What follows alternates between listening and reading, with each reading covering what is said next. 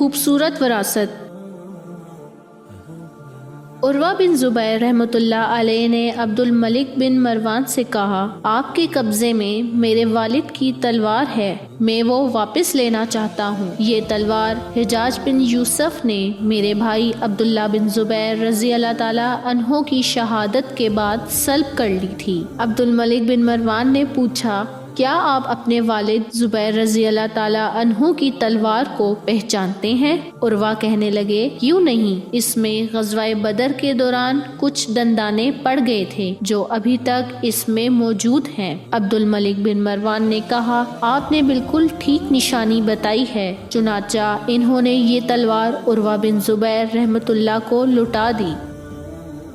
والدین کی اس فانی دنیا سے انتقال کے بعد ان کی صدقہ جاریہ بننے والی چیزوں کو کبھی ضائع نہیں ہونے دینا چاہیے۔